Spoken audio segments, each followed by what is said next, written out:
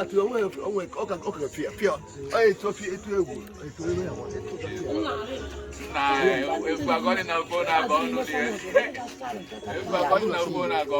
we are seeing up here is a lady on top of Ora Tree. This is about 6-story building height. See the Ora leaf, you throw it down. Now the woman will start coming down. Today is the 21st of January 2025. This is real hustle. The hustling is real.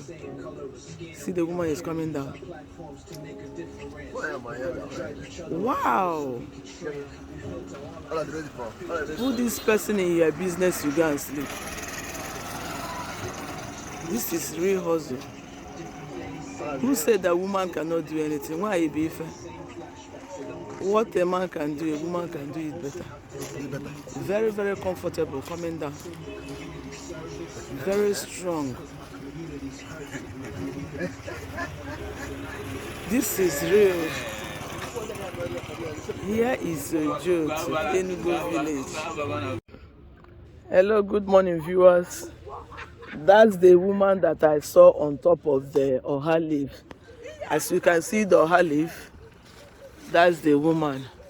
I pick interest. This woman needs support and empowerment from every other person.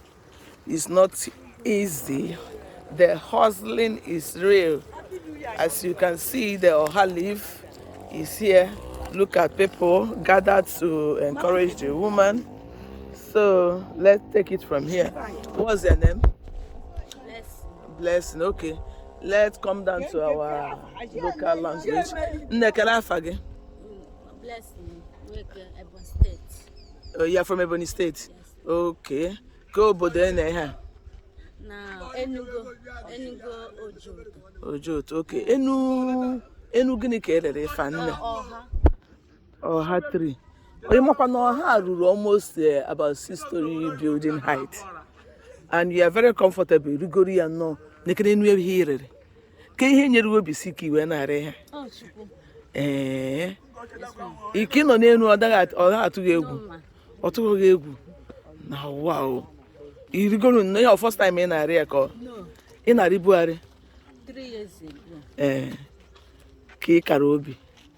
Okay. That means you need to sell this Ora leaf. Yes, ma'am. To feed their children. Yes.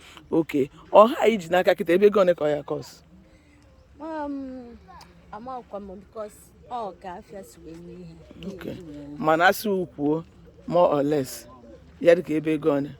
Oyeru 1,000 each of them or more than that. No. 200 and each person. 200. Yes, ma'am.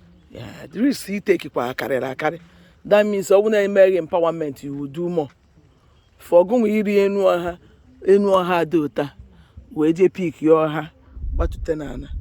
And Igbo na-ege monte. Una anugonu.